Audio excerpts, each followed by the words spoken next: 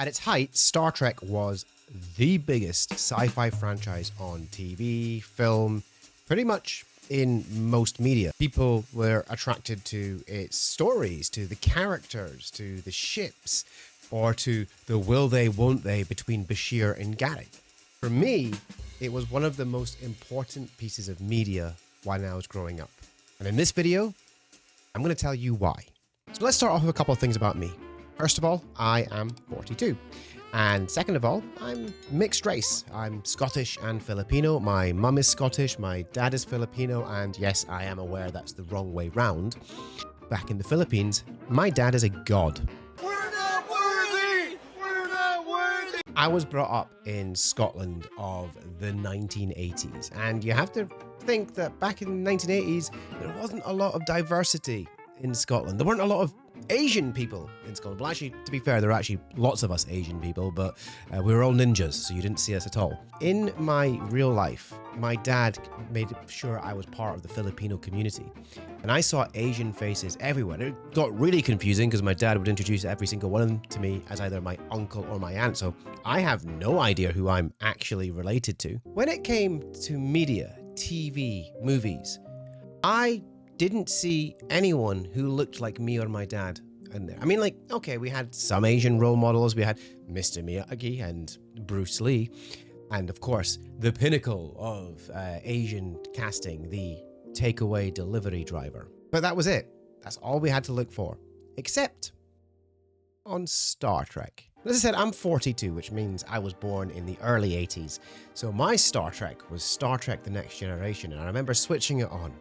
And the first character I remember seeing distinctly was Lieutenant Commander Worf. And when I saw him, is when I realized that, I might be a little bit racist, because I looked at Worf and I went, oh, he looks like my dad. Not because of the forehead. Look at the forehead. That's why. By the way, the reason I like Worf more than just the fact that he reminded me of my dad, is his reason for being on the Enterprise. Not his backstory as written as a fictional character, but the reason for having them. Because you have to remember that in the original series, the Klingons were the enemies. And you have to think they were sort of a stand-in for the Russians. And the Federation were, of course, the Americans, because it is an allegory for the Cold War. When The Next Generation came out, they wanted to show that former enemies could become friends. So what did they do? They took a Klingon and they put him in one of the most powerful places in the Federation, this bridge of the flagship of Starfleet, a hugely important place. A Klingon in the most important place in the Federation. And it's crazy because life has imitated art twice. Worf might have been the first character that I enjoyed, but it wasn't long before I discovered the original series, particularly the original series movies. And of course, there he was, my role model, my hero, Sulu, played by George Takei. And he was incredible because as an Asian character, he wasn't like any other Asian character that existed. He was charming, he was confident, he was a sword fighter, he became captain of his own ship, things that I could aspire to. George Takei himself as a man is incredible. He's a gay rights activist. His history living in Japanese internment camps in America is incredible. And he's grown up to be this person who speaks for everybody. And not only does he have the best voice in the world, Oh my. he also owns the internet. I mean, not literally, but like, let's face it, if you've ever shared a meme, he's probably shared it first. I loved Star Trek, and probably won't come as any surprise that I was bullied a lot as a kid. Not just for liking Star Trek, but for a number of reasons. I remember when I was 11 years old, my mum sent me to go buy her a paper from the shop, and she said, here's the money, go buy me a paper, don't walk through that alley across from our house. So naturally, being 11 years old, I walked through that alley because it was a shortcut. It was a quicker way to get there. And as I was walking down that alley, I encountered my bully. And especially in Scotland, they were all called Keir. It's like they had a council of Keirs who were all bullies. Like if you named your child Keir in the 80s, you knew they were going to be a bully. Cares, fine. You hear the name, the difference? Care, they're nice. Keir, no. bully. Kier was there and he was surrounded by his minions, and he walks up to me and says, "Hey, it's you." And I go, "Oh, hey, it's you." And then he says, "How are you?" with his fist. I remember there were some punches, some kicks. I didn't manage to fight back whatsoever, and they left and they took the 30 pence in my pocket that was there to buy for the paper. I managed to pick myself up. I made my way home and I knocked on the door, and the person who answered the door was my dad. And my dad is Filipino, and the Philippines is a highly emotional country. My dad sees his firstborn son covered in blood and crying, and he just sees red. He is so angry. He storms past me like he's going to try and find these kids, like he's Liam Neeson with a particular set of skills, except my dad doesn't have skills apart from, I don't know, restaurant management. If he finds these kids, he's not like serving revenge, he's serving them dinner. My mom, on the other hand, she was asking where the 30p was, and in fact, to this day, she's still asking for it back. Star Trek, from all of that, was my escape. In the UK, every Wednesday on BBC Two at 6 p.m, Star Trek: The Next Generation. And I fell in love with that crew. Initially, when I watched it, I enjoyed it because it was set in space in the future and there were lasers and it was really cool. There was some episodes that was pew pew pew space battles. And then as I watched it more, there were episodes that weren't like that at all. In fact, they made you think. I remember the first time I ever watched the episode The Inner Light. Now, if you've never watched it, in this episode, the Enterprise comes across this probe in deep space, which sends out a signal and knocks out Captain Picard. So he is out cold on the bridge of Enterprise. The rest of the crew are panicking, thinking, "Oh shit, this is how we get kicked off the Enterprise. We've managed to kill our captain." In the meantime, in Picard's head, he starts living out the lifetime of a man who lived thousands of years in the past. Now, initially, he resists the idea of living this man's life, but eventually he actually believes it's his, and he has a family, and his kids have their own family as well. He becomes a grandparent, and he witnesses this civilization dying. And by the end of it, he realizes that this was a recording by this civilization who realized that they were going to die, and they sent their story out into the stars to be found by someone who could continue to tell their story. And this was an amazing piece of storytelling by the writers of Star Trek Next Generation. And this is the thing, every single episode of Star Trek had some sort of lesson that the characters would learn that you would learn alongside them. And at the end of this episode, Captain Picard had learned to play the flute. I made my parents get me flute lessons twice a week for 2 years, still couldn't play Three Blind Mice. My lessons came from Star Trek. The quotes were my proverbs, you know? The needs of the many outweigh the needs of the few from Wrath of Khan. The needs of the one outweigh the needs of the many. I lived for these contradictions. Star Trek was an escape for me, but eventually it became more. It seeped into my life. I remember when I was 13 years old, I had biology homework. Not just like once that year, like many times I had biology homework, but this particular time I remember because where you had to make species identification charts. If you don't know what they are literally just a flow chart that you would use to identify animals. You know, it asks you questions like, does it have 6 legs or 8 legs? 8 legs, kill it with fire, it's a spider, kill it, kill it, kill it. We were told we could make our species identification chart on anything that we wanted. And I had recently got myself the Enterprise D Technical Manual. This was a technical manual that would tell you how a fictional thing would actually work. And I took that book, and from that book, I made my species identification chart on shuttlecraft of the Enterprise D. I spent all night tracing every single one of them, drawing them out, and I made the flowchart, and it worked perfectly. I was so proud of myself. I skipped to school the next day. I handed my homework to my teacher, and she looked at it and her face just dropped. Right? When she was marking it, I could see how angry she was because, you know, technically I'd made a very good species identification chart. It just had nothing to do with biology.